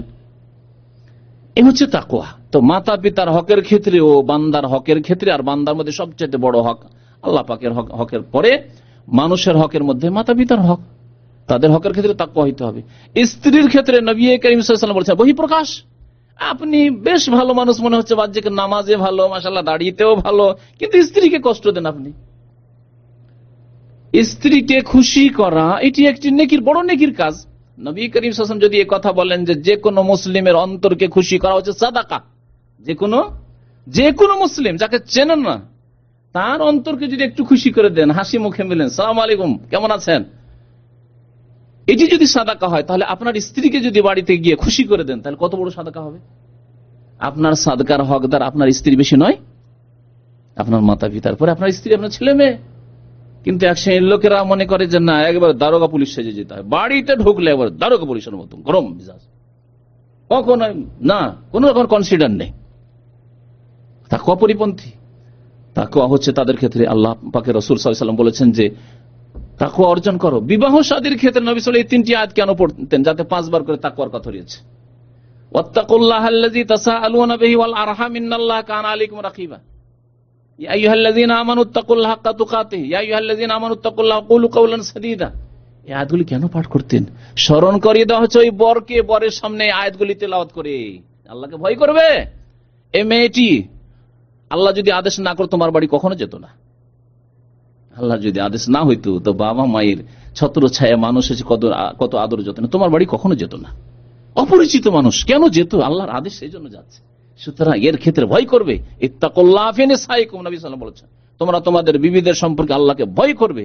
সুতরাং কোনো হারাম কাজ করতে বাধ্য করবে না, হারাম কথায় বাধ্য করবে না। অনেক সময় পর্দা উঠিয়ে দিতে বাধ্য করা হয়। আসো আমার বন্ধুরা এসে খেতে দাও বসে, আমার দুলাভাই এসছে, আমার বোন জামাই এসছে, যাও খেতে দিয়ে আসো। কত রকমের নাজায়েজ কাজ আমাদের মহিলাদেরকে করানো হচ্ছে। ইত্তাকুল্লাহ, তাদের সম্পর্কে আল্লাহকে ভয় কর। ছেলে মেয়েদের ক্ষেত্রে বহিঃপ্রকাশ হচ্ছে আল্লাহকে ভয় করার। নবী করিম সাল্লাল্লাহু আলাইহি সাল্লামের কাছে নোমান বিন বাশির রাদিয়াল্লাহু তাআলা হাদিস বর্ণনা করেছেন, সহিহ বুখারী মুসলিমে হাদিস রয়েছে। বাশির সাহাবী আর নোমানও সাহাবী। আনসারীদের মধ্যে প্রথম ছেলে জন্মায় এই নোমান। এই নোমানের যখন জন্ম হইল, তার মা বাশিরের দ্বিতীয় স্ত্রীকে যুবতী থাকে বেশি ভালোবাসে, এটা মানুষের স্বভাব। আরো আগের বড় বড় ছেলেরা আছে, ভাবছে যে ওর ছেলেরা তো স্বাবলম্বী হয়ে গেছে, বড় হয়ে গেছে, ছেলেটা ছোট। ছেলের যখনই জন্ম হয়েছে ওর স্ত্রী তখন চাপ সৃষ্টি করা শুরু করেছে স্বামীর বাশিরের উপর, যে আমার এই নোমানের জন্ম হয়েছে, তোমার বয়স হয়ে গেছে, যাও কিছু একটা বাগান দাও, জমি জায়গা দাও। আনসারীরা জমি জায়গা, খেজুর বাগান ছিল, কিছু দাও, বাগান দাও, আর নবী সাল্লাল্লাহু আলাইহি ওয়াসাল্লামকে সাক্ষী রেখে আসো, নবীকে সাক্ষী করে আসো। গেলেন বাশির, যাওয়ার পরে বলছেন, ইয়া রাসূলুল্লাহ, আমার স্ত্রী বিনতে রওয়াহা, রওয়াহার মেয়ে, বলছে, আমরা ওর নাম ছিল স্ত্রী, বলছে যে আপনাকে যেন সাক্ষী করি, একটা বাগান দিতে চাইছে আমার এই ছেলে নোমানকে, খুব আদরের ছেলে, ছোট ছেলে। নবী করিম সাল্লাল্লাহু আলাইহি ওয়াসাল্লাম বললেন যে আর তোমার ছেলে মেয়ে আছে? বলছে হ্যাঁ আছে। তাদেরকে দিয়েছে এরকম বাগান প্রত্যেকে? বলছে না, তা তো দিনই, এই ছোট ছেলেকে দিচ্ছি, বড়কে দেয়নি, মেজোকে দেয়নি, ছোটটাকে দিচ্ছি। আর ছোট স্ত্রীর, আগের যে স্ত্রী আছে তার ছেলে মেয়েকে দেয়নি। নবী করিম সাল্লাল্লাহু আলাইহি ওয়াসাল্লাম কি বলেছিলেন শুনবেন? ইত্তাকুল্লাহ, আল্লাহকে ভয় করো, তাকওয়া হাসিল করো। তাকওয়া নেই তোমার মধ্যে, ইত্তাকুল্লাহ, এই ক্ষেত্রে তাকওয়া নেই তোমার, আল্লাহকে ভয় করো। ওয়াদিলু বাইনা আওলাদিকুম, তোমার ছেলে মেয়েদের মাঝে তুমি ইনসাফ করো, না এই বিচার করো। তাহলে যেমন বাবা মায়ের ক্ষেত্রে তাকওয়ার বহিঃপ্রকাশ হইতে হবে, স্ত্রীর ক্ষেত্রে তাকওয়ার বহিঃপ্রকাশ হইতে হবে, ছেলে মেয়েদের ক্ষেত্রে তাকওয়ার বহিঃপ্রকাশ হইতে হবে। একটা ছেলেকে পড়াইতে পড়াইতে একেবারে শিক্ষিত করে দিলেন, ডাক্তার, ইঞ্জিনিয়ার, গৃহস্থ লোকেরা কি করে, আর বড় ছেলেকে, মেজো ছেলেকে ওদের চাষি বানিয়ে রাখে। আর জমি জায়গায় কে দেখাশোনা করবে? আর ছোটগুলিকে, কোন একটা দুটা ছেলেকে দিল ডাক্তার, ইঞ্জিনিয়ার বানিয়ে, পড়ার জন্য প্রচুর টাকা খরচ করলো, বিদেশ পাঠিয়ে দিল, আর ওই ছেলেটাকে চাষি বানিয়ে রেখে দিল। কেন? সকলকে পড়াবার চেষ্টা করতে হবে। যদি পড়ে না দেয় তখন আপনাকে বলতে পারবে না যে আমাকে পড়াননি, আপনি মেহনত করেছি তোমার পিছনে, তুমি পড়াশোনা করনি, আল্লাহর কাছে আমি মুক্ত হয়ে গেছি। এই ক্ষেত্রেও তাকওয়া, আল্লাহর ভয় হইতে হবে। মেয়েদের ক্ষেত্রে তাকওয়া তো নেই আমাদের সমাজে। জমি জায়গা সবকিছু ছেলের জন্য, বাড়ি ঘর, যে ভিটে মাটি, সব ছেলের জন্য, মেয়ের জন্য আছে? কোন একটি লোক দেখাতে পারবেন দেশে যে ভিটে মাটিতে মেয়েকে ভাগ দিচ্ছে আজকালকার জামানে? আমার জানা নেই, আমার নজরে আজ পর্যন্ত কোন লোক নেই। হইতে পারে কোন আলেম, কোন আল্লাহওয়ালা, দু চারটি লোক হইতে পারে, কিন্তু আমি দেখি না। জমি জায়গা যেভাবে আল্লাহ ভাগ করেছেন, 2 বিঘা জমি যদি ছেলেকে দাও তাহলে 1 বিঘা মেয়েকে দিতে হবে। এইভাবে ভাগ করার লোক আপনার গ্রামে খুঁজেন, একটিও পাবেন না, একটিও পাবেন না আপনি। তাহলে তাকওয়া কোথায়? ইত্তাকুল্লাহ ওয়াদিলু বাইনা ওয়ালা, তাকওয়ার বহিঃপ্রকাশ কোথায়? তাকওয়ার বক্তব্য তো আছে অনেক, তাকওয়ার কথা তো অনেকে বলি যে আল্লাহকে ভয় করা উচিত, আল্লাহকে ভয় করা উচিত, আল্লাহকে ভয় করা উচিত। ভয় কোথায়? 50 বিঘা জমি, 60 বিঘা জমি সমস্ত ছেলেদেরকে ভাগ করে দিলে, মেয়েদেরকে আচ্ছা 1 বিঘা 2 বিঘা করে, আর না হলে নয়। ওই তো দিয়েছি, বিয়ের সময় দিয়েছি না, দান দিয়েছি, অলংকার দিয়েছি, বাড়িতে যা কিছু দিতে হয় দিয়েছি, ব্যাস যথেষ্ট। হারাম, জাহান্নামে যেতে হবে। নবী করিম সাল্লাল্লাহু আলাইহি ওয়াসাল্লাম জাহান্নামের কথা বলেছে, যারা কারো, কোন মেয়ের, কোন ছেলের, কোন ব্যক্তির ধন সম্পদ এইভাবে অন্য কাউকে দিয়ে দিবে। মান কাতা মিরাসা ওয়ারিসি কাতা আল্লাহু মিরাসাহু মিনাল জান্নাতি ইয়াউমাল কিয়ামাহ। কোন উত্তরাধিকারী, মেয়ে উত্তরাধিকারী, তার হক যদি অন্য কাউকে দিয়ে দেয় নিয়ে, তাহলে আল্লাহ পাক তাকে জান্নাত থেকে বঞ্চিত করবেন, জান্নাত থেকে বঞ্চিত করবেন। তাহলে এইরকম বাবা মায়েরা জান্নাতে যেতে পারবে না যারা মেয়েদের সাথে এইরকম বৈষম্যের আচরণ করেছে, মেয়েদের জুলম অত্যাচার করেছে। মেয়েরাও লজ্জায় থাকে, মেয়েরা চিন্তা করে ভাইদের বাড়ি আসতে হবে, এদের কাছ থেকে জমি নিয়ে যাবো, না না না, জমি নেবো না, আসতে হবে আমাদেরকে। তাহলে কি হোটেলে ডিপোজিট রাখার মতো জমি ডিপোজিট রেখে যেতে হবে? যাই হোক, এগুলো বক্তব্য অনেক হয়েছে। তাকওয়ার কথা বলছিলাম, এইরকম তাকওয়া বহু ক্ষেত্রে তাকওয়া হইতে হবে। যে কোনো মানুষের হকের ক্ষেত্রে তাকওয়া হইতে হবে। ধার নিয়েছেন আর দেওয়ার কথা নেই, মোহর বেঁধে দিয়েছেন স্ত্রীর 2 লাখ টাকা, তখন চিন্তা করেননি, এখন না না দিব না, এখন দেব না, এখন এক্ষেত্রে তাকওয়া নেই। প্রত্যেকটি ক্ষেত্রে তাকওয়া হইতে হবে। হারাম, এক একটি খাবারের ক্ষেত্রে চিন্তা করতে হবে যে আজকের খাবার আমার হারাম হইল না হালাল, হারামের তাতে কোন রকমের মিক্সচার আছে নাকি? তাকওয়া, এগুলো হচ্ছে তাকওয়ার বহিঃপ্রকাশ। তাকওয়ার বহিঃপ্রকাশ যেমন দাড়ি, তাকওয়ার বহিঃপ্রকাশ হচ্ছে সিগারেট মুখে না আসা, তাকওয়ার বহিঃপ্রকাশ হচ্ছে জর্দা দেওয়া পান না খাওয়া। জর্দা দেওয়া পান খাচ্ছেন দাড়িওয়ালা হুজুর, আর তাকওয়ার কথা বলছেন। কোথায় তাকওয়া আপনার? জর্দা হারাম, তামাক হারাম, গরু ছাগলে এই তামাকের গাছ খায় না। আফগানিস্তানে যে চাষ হয় তামাকের, আমার এলাকায় তামাক এক যুগে দেখেছি, তামাকের জমি দেখেছি, গরু ছাগল বেড়া দিতে হইতো না। গরু ছাগল বুঝে যে তামাক খাওয়ার জিনিস নাই, কিন্তু এই যে কোন মানুষ লহম কুলুবুন লা ইয়াফকাহুনা বিহা, দেখতে তো মানুষ, কিন্তু উলাইকা কাল আনআমি বাল হুম আদাল, এরা চতুষ্পদ জন্তুর মতো, বরং এর চাইতে নিকৃষ্ট আল্লাহ পাক রব্বুল কোরআন কারীমে এদের সম্পর্কে বলেছেন। জর্দা খায়, মনে করে ভদ্রভাবে জর্দা খাচ্ছে, তামাক খাচ্ছে, গুল ব্যবহার করছে, এইসবের আবার ব্যবসা করছে, বিড়ি সিগারেট খাচ্ছে। তাকওয়া কোথায়? তাকওয়া মানে দু চারটি কাজ নয়, নামাজ পড়া নয়, সার্বিক জীবনে তাকওয়া হইতে হবে। আল্লাহ পাক রব্বুল আলামিন যেন বুঝার তৌফিক দান করেন, আমল করার তৌফিক দান করেন। আল্লাহ পাক আমাদের গুনাহ খাতা যেন মাফ করে দেন, আমাদেরকে মুত্তাকি পরহেজগার হওয়ার তৌফিক যেন দান করেন। রব্বানা ইগফির লানা ওয়া লিইখওয়ানিনা আল্লাযীনা সাবাকুনা বিল ঈমান ওয়া লা তাজআল ফী কুলুবিনা গিল্লাল লিল্লাযীনা আমানু রব্বানা ইন্নাকা রাউফুর রাহিম। রব্বানা হাব লানা মিন আজওয়াজিনা ওয়া যুররিয়াতিনা কুররাতা আয়ুনিন ওয়াজআলনা লিল মুত্তাকিনা ইমামা ওয়াজআলনা লিল মুত্তাকিনা ইমামা ওয়াজআলনা লিল মুত্তাকিনা। আল্লাহ পাক বলছেন যে আল্লাহ আমাদেরকে নেক লোকদের নেতা বানিয়ে দাও। আপনি যদি আদর্শ হন, মুত্তাকি হন, তাহলে তো আপনার ছেলেমেয়েরা মুত্তাকি হবে। আপনি যদি একজন নেতা হিসাবে মুত্তাকি পরহেজগার হন, তাহলে তো আপনার প্রজারা, আপনার অধীনস্থ ব্যক্তিরা, আপনার আশেপাশে যারা আছে আপনাকে দেখে মুত্তাকি পরহেজগার হবে। তো আল্লাহ পাক যেন আমাদেরকে নেক আমলে তৌফিক দান করেন, মুত্তাকি পরহেজগার হওয়ার জন্য তৌফিক দান করেন। আমিন। সাল্লাল্লাহু আলা নবিয়িনা মুহাম্মদ ওয়া আলা আলিহি ওয়া সাহবিহি আজমাইন।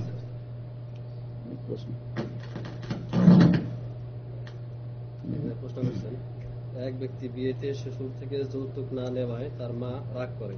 সে সৌদিতে আসার পর মা বোর নামে অপবাদ পাঠাতে থাকে। সে তা বিশ্বাস করে তাকে তালাক পেপার পাঠায়। এই তালাক কি ঠিক হয়েছে? বর্তমানে ছেলের পরিবারের নামে মামলা করেছে। বলছে যে এক ভাই যৌতুক নেয়নি, সেজন্য তার মা অসন্তুষ্ট, তাকে অসন্তুষ্ট থাকতে দিতে হইতো। প্রথম কথা ভুল করেছেন আপনি, যে ওই যে জালেম মাকে সন্তুষ্ট করেছেন তার জুলমের ওপর, তো তাকে অসন্তুষ্ট থাকতে দিতে হতো। কারণ নবী সাল্লাল্লাহু আলাইহি ওয়াসাল্লাম বলেছেন যে কোন সৃষ্টির লা তাআতা লি মাখলুকিন ফি মাসিয়াতিল খালিক, স্রষ্টার নাফরমানি করে কোন সৃষ্টিকে রাজি করা যাবে না। আল্লাহ হারাম করেছেন আপনার জন্য যৌতুক খাওয়া, অন্যের ধন সম্পদ খাওয়া, আর মাকে রাজি করার জন্য যৌতুক খাবেন, সেটা হারাম কাজ করেছেন। আপনার মাও জাহান্নামে যাওয়ার কারণ করেছেন, আর আপনিও জাহান্নামে যাওয়ার কারণ করেছেন। একটি কথা। দুই নম্বর কথা, আপনি রাজি করার জন্য এই যে জুলুম করলেন, যার ফলে কি হলো, আপনি আপনার মা মিথ্যা অপবাদ দিতে থাকে, তারপরে স্ত্রীকে তালাক দিয়েছেন, এই ক্ষেত্রে জুলুম করেছেন। কারণ আমাদের সমাজে মহিলাদের এইভাবে তালাক দিয়ে দেওয়া তারপর বড় জুলুম। আমাদের সমাজে মেয়েদের দ্বিতীয় বিবাহ হওয়া বড় সমস্যার বিষয়, সুতরাং এটি একটি বড় জুলুম করেছেন। এই জুলুমের জন্য শুধু আল্লাহর কাছে মাফ চাওয়া যথেষ্ট নয়, এর জন্য তার তদারক করতে হবে, তার সংশোধনের ব্যবস্থা করতে হবে। তালাক দিয়েছেন, তালাক হবে কিনা জিজ্ঞাসা করেন। 3 নম্বর প্রশ্ন, হ্যাঁ তালাক যে কোনো অবস্থায় হয়ে যাবে, তালাক দিলে তালাক হয়ে যাবে। তবে তালাক হচ্ছে 3টি। যদি আপনি জ্ঞানী মানুষ থেকে থাকেন, 1টি দিয়ে থাকেন, তাহলে এখনো রাস্তা খোলা আছে সেই স্ত্রীকে ফিরিয়ে নেওয়ার। আর যদি বেকুফের মতো আর ওই বিদাতীদের মযহাবের মতো 3 তালাক একসাথে দিয়ে থাকেন, তাহলে আপনার স্ত্রী আপনার মযহাব মোতাবেক আপনার হারাম হয়ে গেছে। কিন্তু কথা হচ্ছে যে সুন্নতি তরিকা যেটি, সেটি হচ্ছে চিন্তা করে তালাক দিতে হবে, আর সুস্থ মেজাজে তালাক দিতে হবে, আর 1টি করে গুলি ছাড়তে হবে, একসাথে 3টি নয়। প্রশ্ন করেছেন, আমাদের দেশে 71 সালে মুক্তিযুদ্ধে যুদ্ধ করে এখনো যারা জীবিত আছে, তারা মারা গেলে বর্তমানে দেশে রাষ্ট্রীয় মর্যাদায় দাফন করা হয়। এতে ইসলামের দৃষ্টিতে কতটা রাজনৈতিক প্রশ্ন দরকার। মসজিদে প্রবেশ করে সুন্নত নামাজ শুরু করলাম, সূরা ফাতিহা পড়ছি, এমন সময় ফরজ নামাজের জন্য ইকামত শুরু হয়ে গেল। এমন অবস্থায় আমি কি করব? দাঁড়ানো অবস্থায় সালাম ফেরাবো কিনা? বিস্তারিত জানাবো। বলছেন এক ভাই যে সুন্নত শুরু করেছে, এই সময় জামাত শুরু হয়ে গেছে, তাহলে সূরা ফাতিহা শুরু করেছে, প্রথম রাকাতে আছেন এক কথা, এমনকি দ্বিতীয় রাকাতে কিন্তু শুরুতে আছেন, এদিকে জামাত শুরু হয়ে গেছে। নবী সাল্লাল্লাহু আলাইহি ওয়াসাল্লাম হাদিস মোতাবেক নামাজ ছেড়ে দেওয়া উচিত। কারণ হাদিসে রয়েছে ইযা উকিমাতিস সালাতু ফালা সালাতা ইল্লাল মাকতুবা, যখন নামাজের ইকামত হয়ে যাবে, মানে ফরজ নামাজের ইকামত হয়ে যাবে, তখন কোনো নামাজ নেই, ফালা সালাতা ইল্লাল মাকতুব, ফরজ নামাজ ছাড়া। তাহলে ফরজ নামাজে লেগে যেতে হবে। তবে আমরা বলি যে দ্বিতীয় রাকাতের প্রায় রুকুও সেরে ফেলেছেন, এখন 2 সিজদা আর আত্তাহিয়াত বাকি আছে, এইটুকু সারতে আপনার ইমামের সাথে এমন কিছু ছুটে যাবে না, আপনি সূরা ফাতিহা ধরে নিতে পারবেন তাকবীর দিয়ে, আর প্রথম রাকাত পেয়েই যাবেন। তাহলে তাড়াতাড়ি করে সংক্ষেপ করে সেরে নেন ওই নামাজ। প্রথম রাকাতে আছেন অথবা দ্বিতীয় রাকাতে উঠেছেন মাত্র, নামাজ ছেড়ে দেন। আর এই নামাজ ছাড়াতে কোনো দোষ নেই, পরে এই সুন্নতগুলি পড়ে নেবেন। প্রশ্ন করেছেন, যদি কোন স্ত্রী পর পুরুষের সাথে জিনা করিয়া থাকে, তাহলে তাকে তার স্বামী রাখতে চাইবে কিনা, রাখতে পারবে কিনা? এক ভাই জিজ্ঞাসা করেছেন, যদি কোনো মহিলার পক্ষ থেকে কুকাজ হয়ে যায়, তাহলে তার স্বামী তাকে রাখতে পারবে কিনা। যদি তার স্বামী মুমিন হয় আর মুত্তাকি হয়, পরহেজগার লোক হয়, তাহলে তার জন্য এইরকম অশ্লীলতায় লিপ্ত মহিলাকে রাখা জায়েজ নাই। কারণ আল্লাহ পাক সূরা নূরে বলেছেন, আয-যানিয়াতু লা ইয়ানকিহুহা ইল্লা যানিন আও মুশরিক ওয়াজ-যানিয়াতু লা ইয়ানকিহুহা ইল্লা যানিন আও মুশরিক ওয়া হুররিমা যালিকা আলাল মুমিনিন। জেনাকারী মহিলা অথবা মুশরিক মহিলাকে জেনাকারী পুরুষই বিয়ে করতে পারে, অথবা মুশরিক পুরুষই বিয়ে করতে পারে, আর এটা মুমিনদের উপর হারাম করা হয়েছে। মুমিনদের উপর হারাম করে। তাহলে মুমিন মুত্তাকি ভালো নেক মানুষ সৎ মানুষ যদি থাকে তাহলে এরকম দুশ্চরিত্রা মহিলাকে রাখা জায়েজ নয়। তবে যদি একবার খালিস অন্তর থেকে তওবা হয়ে যায় আর তার যদি ইচ্ছা হয় যে রাখবো তাহলে সেটি তার ব্যাপার, কিন্তু শরীয়ত হচ্ছে এই। আর আরেকটি কথা, যদি সেই ব্যক্তিও ওই রকমই হয়, ওই রকমই মানে এই নয় যে সেও জেনাকারী নয় কিন্তু বেনামাজি সেও, অথবা সেও ফাসেক, সেও বিভিন্ন পাপ করে, সুদ খায় ঘুষ খায়, হয়তো জেনা করে না কিন্তু সেও সুদ খায় ঘুষ খায়, সুদের টাকা নিয়ে এসে স্ত্রীকে খাওয়াবেন, সুদের টাকার কাপড় পরাবেন, তাহলে ওই স্ত্রী দিয়ে নেক কাজের কি করে আশা করছেন? ওর দ্বারা জেনা হওয়া স্বাভাবিক। চুরি করে টাকা নিয়ে যাবেন বেঈমানি আত্মসাৎ করে মানুষের কাছে, আর ওইসব নিয়ে গিয়ে স্ত্রীকে আপনি অলংকার পরাবেন, তাহলে এই অলংকার দিয়ে ইজ্জত রক্ষা করবে কি করে? সেটা ইজ্জত নষ্ট করবে। তো যদি আপনি নেক লোক হন তাহলে এইরকম খারাপ স্ত্রী রাখা ঠিক নয়। আর যদি আপনি ওই রকমই কমিনা হন তাহলে আল খাবিসাত লিল খাবিসিন, আল্লাহ কোরআনে বলেছেন খবিস মহিলাদের জন্য খবিস পুরুষ রয়েছে দুনিয়াতে। আল্লাহ কি মানুষকে জোড়া জোড়া করে সৃষ্টি করেছেন, অর্থাৎ যার সাথে যার বিয়ে হচ্ছে বা হবে এটা কি আগে থেকে নির্ধারণ করা হয়েছে? অবশ্যই তকদিরের উপর আলোচনা আছে। তকদির শুনুন, জিজ্ঞাসা করেছেন যে আল্লাহ পাক রব্বুল আলামিন কি যার সাথে বিয়ে হবে সেটা তকদিরে লেখা আছে? প্রত্যেকটি বস্তু, শুধু মানুষের তকদির না, সৃষ্টিরও তকদির লেখা আছে যে এই গরুটা কতদিন বাঁচবে, কোনখানে জন্মাবে, কতদিন বাঁচবে, আর কি খাবে। কাতাবাল্লাহু মাকাদির আল খালায়েক বলেছেন নবী সাল্লাল্লাহু আলাইহি ওয়াসাল্লাম। সৃষ্টি জগতের তকদির আল্লাহ লিখেছেন। আসমানের তকদির লেখা আছে যে কতদিন আসমান থাকবে, তারপরে এই আসমান ইজাস সামাউন ফাতারাত হয়ে যাবে, ইজাস সামাউন শাক্কাত হয়ে যাবে, হ্যাঁ, ওয়াইজাল আরযু মুদ্দাত, ইজা জুলজিলাতিল আরযু জিলজালাহা, ভূমিকম্প হয়ে পৃথিবী ধ্বংস হয়ে যাবে, জমিন, তারও বয়স লেখা আছে। আপনার কেন আমার কেন, গাছপালা সবকিছুরই তকদির আল্লাহ পাক রব্বুল আলামিন লিখে রেখেছেন। আল্লাহ পাক রব্বুল আলামিনের জ্ঞান অসীম জ্ঞান, সবকিছুই জানেন আল্লাহ পাক রব্বুল আলামিন। কিন্তু আল্লাহ সম্পর্কে আমাদের ধারণা আসলে সম্যক ধারণাই নেই, যার ফলে আমরা চিন্তা করছি এত কথা কি করে হইতে পারে এরকম। জি, আল্লাহর জন্য ওয়াকানা যালিকা আলাল্লাহি ইয়াসির, আল্লাহর জন্য খুব সহজ, আল্লাহর জন্য খুব সহজ।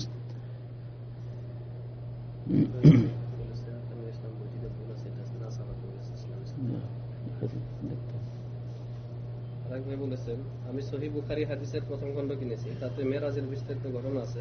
লেখা আছে নবী সাল্লাল্লাহু আলাইহি ওয়াসাল্লামকে জিবরাইল আলাইহিস সালাম হাত ধরে মেরাজে নিয়ে গেছেন, কিন্তু দেশে শুনেছি বুরাকে নিয়ে গেছে, কোনটা সঠিক জানা? জিবরাইল আলাইহিস সালাম সাথে করে নিয়ে গেছেন রাসূলুল্লাহ সাল্লাল্লাহু আলাইহি ওয়াসাল্লামকে, বুরাকে সফর করেছেন, যেটা সেটা হচ্ছে মক্কা থেকে বাইতুল মুকাদ্দাস পর্যন্ত বুরাক যেটা সওয়ারি, তারপরে সওয়ারি বেঁধে দিলেন। আসমানি সফর, সেই আসমানি সফরটা কি ও বোরাক পশু দিয়ে সফর হয়েছে? এই যে আমাদের দেশে একটা ধারণা আছে, এই বিষয়টি অনেকে কোনোদিন হয়তো শোনেননি, নতুন লাগবে আজকে।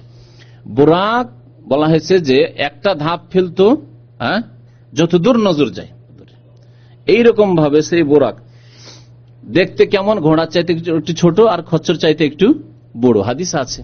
তাহলে এই যদি এইরকমই আকার হয় বোরাকের, তো বোরাক জমিনে চলার জন্য না আকাশে ওঠার জন্য? জমিনে চলার জন্য। তাহলে তো বোরাক দিয়ে সফর হয়েছে মক্কাতুল মুকাররমা থেকে বাইতুল মুকাদ্দাস পর্যন্ত, পায়ে হাঁটা যে 1 মাসের রাস্তা, সেটা এত দ্রুত বেগে। বোরাক হচ্ছে বিদ্যুতের গতিতে, বার্ক মানে বিদ্যুৎ, আজকেও বার্ক মানে বিদ্যুৎ বলা হয়। আর তারপরে আকাশ পথে আল্লাহ পাক রব্বুল আলামিন কিভাবে নিয়ে গেছেন, কোন সওয়ারিতে নিয়ে গেছেন আল্লাহ ভালো জানে, এই ক্ষেত্রে কিছু বলা হয়নি। জিবরাইল আলাইহিস সালাম সাথে গিয়েছেন। জি, ভাই বলেছেন রিয়াদুস সালিহিন প্রথম খণ্ডে খাওয়ার অধ্যায়ে 221 পৃষ্ঠায় 3 আঙ্গুল দিয়ে খাওয়ার কথা লেখা আছে, 3 আঙ্গুল দিয়ে কেমন করে খাবে? হ্যাঁ, প্রশ্ন করেছেন এক ভাই যে রিয়াদুস সালিহিন একটা হাদিস আছে নবী সাল্লাল্লাহু আলাইহি ওয়াসাল্লাম 3 আঙ্গুলে খেতেন বা 3 আঙ্গুলে খাওয়া মুস্তাহাব। 3 আঙ্গুলে কেমন করে খাবো? কারণ আপনি জানেন না যে আপনি কত যে ভাত খেয়েছেন। আপনাকে যদি জিজ্ঞাসা করি যে কত মন ভাত খেয়েছেন, হিসাব দিতে পারবেন না। পারবেন? কেউ পারবেন না। নবী সাল্লাল্লাহু আলাইহি ওয়াসাল্লাম 1 পোয়া ভাত খেয়েছেন, 100 গ্রাম ভাত খেয়েছেন, জিন্দেগিতে ভাত নসিব হয়েছে। কোনদিন তো চিন্তা করেননি নবীর কথা। দুনিয়ার সবকিছুই তো জানলেন, কিন্তু নবী রাসূলুল্লাহ সাল্লাল্লাহু আলাইহি ওয়াসাল্লাম জীবনই তো জানলেন না যে জিন্দেগিতে কোনদিন ভাত নামটা ছিল, রুজ নামটা নবী সাল্লাল্লাহু আলাইহি ওয়াসাল্লাম নসিব হয়েছিল, খাননি। নবী করিম সাল্লাল্লাহু আলাইহি ওয়াসাল্লাম হয় বেশিরভাগ সময় খেজুর খেয়ে কেটেছে, আর কখনো দুধ, আর যদি কখনো পেয়েছেন তাহলে গোশত আর রুটি, জবের রুটি। গমের রুটিও মনে হয় পাননি, হয়তো গমও ছিল না মদিনাতে, খুব কম পেয়েছেন। আর জবের রুটিটা মাঝে মধ্যে, জবের রুটি, জব আজকাল আমাদের দেশে চাষি হয় না, জবের দাম আবার গম চাইতে অনেক বেশি আজকাল। তো এই ছিল নবী সাল্লাল্লাহু আলাইহি ওয়াসাল্লামের খাবার। জিন্দেগিতে ভাত খাননি, তো রুটি খাওয়ার জন্য, আর রুটি ভেঙে ভেঙে যদি গোস্তে ভাঙা থাকে, যেরকম তখনকার খাবার তৈরি হতো, তার নবী সাল্লাল্লাহু আলাইহি ওয়াসাল্লাম বেশিরভাগ খাবার ছিল খেজুর, তো খেজুর তোলার জন্য কি এইভাবে তুলতে হবে নাকি? না, তিনটা আঙ্গুলই লাগবে। আচ্ছা, নবী সাল্লাল্লাহু আলাইহি ওয়াসাল্লাম লাউ খেতে ভালোবাসতেন, লাউ, তো লাউ সিদ্ধ করে নেওয়ার পরে লাউ 3 আঙ্গুল দিয়ে উঠিয়ে খাওয়া যাবে, তাই না? লাউয়ের জন্য এরকম করে ধরতে হবে না, ভাতের মতো ধরা করে। তাহলে আপনি যখন ভাত খাবেন তখন আপনার 3 আঙ্গুল দিয়ে কাজ চলবে না, কিন্তু খেজুর খাবেন, রুটি খাচ্ছেন, বা আপনি আরো এমন কিছু খাচ্ছেন যেগুলো আপনার পিস পিস, সেগুলি খাচ্ছেন 3 আঙ্গুল দিয়ে, মিষ্টি খাচ্ছেন, দানার মতো রয়েছে, এই ধরনের জিনিস খাচ্ছেন, সেগুলি 3 আঙ্গুলে খাবেন, এটি সুন্নত। এর মানে এই না যে ভাতও খাবেন 3 আঙ্গুলে। রাশেদ মানে হচ্ছে হেদায়েত প্রাপ্ত, রাশেদ আর সাদা ইউরশেদ মানে রাস্তা দেখানো, রাশেদ মানে যে সোজা পথে রয়েছে। যদি সোজা পথে থাকে তো ভালো, তার নামের মতো সেই লোক, আর যদি বিপথে থাকে তাহলে নাম ভালো কিন্তু তার চলন খারাপ।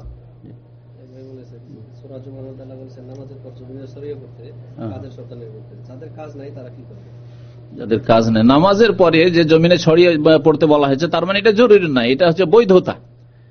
নামাজের সময়, জুমার নামাজের সময় বা 5 ওয়াক্ত নামাজের সময় অন্য কাজ করা যাবে না, তারপরে রুজি রোজগার করে তারপরে যাও, যার কাজ আছে যাও, যার কাজ নেই বিশ্রাম করো, যার কাজ আছে এলেম শেখার এলেম শেখো, যার কাজ আছে পড়ার পড়ো, যেরকম যার কাজ রয়েছে।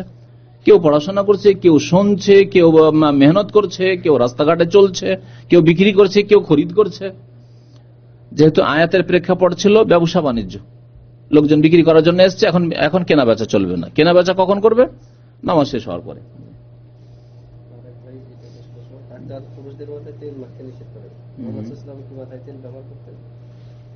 ডাক্তারে পুরুষদের মাথায় নিষেধ করেছে, বিশেষ লোক কোনো কারণে হইতে পারে, মাথায় হয়তো খুকসি আছে, মাথায় যদি খুকসি থাকে তাহলে তেল বাড়ায়, এটা যেমন সরষের তেল বা এই ধরনের তেলগুলি তো বাড়ায়।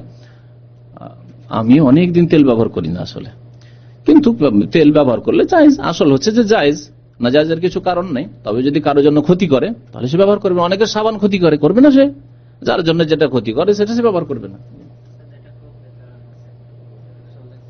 এই যে স্বপ্ন সম্পর্কে, স্বপ্ন মনে হয় এটা ওই আহমদের স্বপ্ন না অন্য, এই বিদাতি স্বপ্ন অনেক দিন থেকে, আজকে 50 বছর থেকে বিদাতিরা ছড়াচ্ছে। আর এর ফজিলত মনে হচ্ছে কোরআন ছাপিয়ে দিলে এত নেকি পাওয়া যাবে না, যত সহজ। কেউ যদি না ছাপায় যদি ছিঁড়ে ফেলে দেয় বিসমিল্লাহ, তাহলে নাকি সব মরে সব শেষ, বুঝতে পারছেন, সব মরে শেষ। এই সব বিদাতি কবর পূজারীদের এইসব কাজ। তো যাই হোক, যদি কেউ বিতরণ করে তো দয়া করে ওর টেলিফোন নম্বরটা, মোবাইল নম্বরটা চেয়ে নেবেন। বেশি কিছু না করতে পারলে, ভাই আপনার মোবাইল নম্বরটা একটু দরকার, দেন তো, নিয়ে আসবেন, তখন দেখা যাবে তাকে। কারণ এগুলি এই সৌদি আরবে নাজায়েজ কাজগুলি, শিরক বিদআতের জিনিসগুলি ছড়ানো, এটা হচ্ছে দিন থেকে সরিয়ে দেওয়া।